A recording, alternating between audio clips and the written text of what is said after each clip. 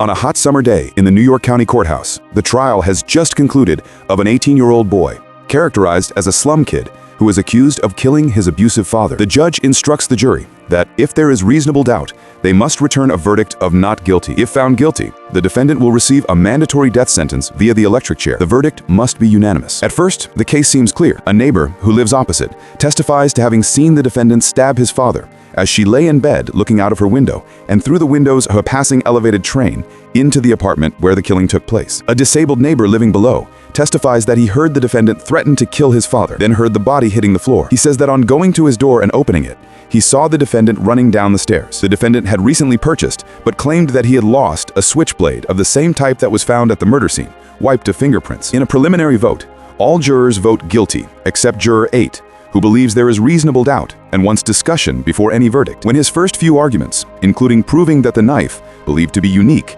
is in fact not, failed to convince the other jurors, he suggests a secret ballot. This reveals one other not guilty vote. Juror 9 reveals that he too now agrees there should be more discussion. Juror 8 argues that the noise of the passing train would have obscured everything the second witness claimed to have overheard. Several jurors question whether the death threat, even if it was overheard, was simply a figure of speech. 2 jurors changed their votes. After looking at a diagram of the second witness's apartment and conducting an experiment, the jurors determined that it is impossible for the disabled witness to have made it to the door in the time he stated. Juror 3, infuriated, lunges at Juror 8 and threatens to kill him. All go silent as they realize his words cannot reasonably be taken literally. 2 more change their votes.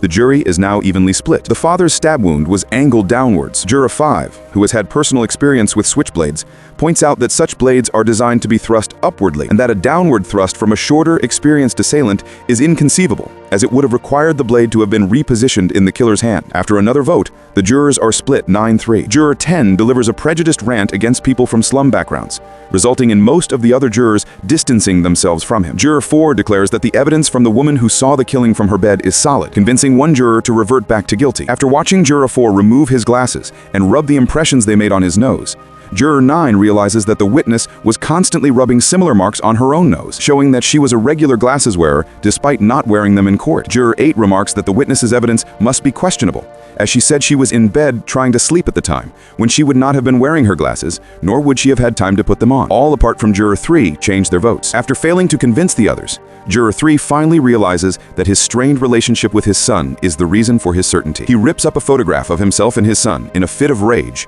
breaks down in tears, and changes his vote. The jurors leave the jury room, now unanimous that the defendant should be acquitted. Juror 8 helps Juror 3 with his jacket. As they leave the courthouse, Jurors 8 and 9, jointly the strongest for acquittal, briefly exchange names before parting ways.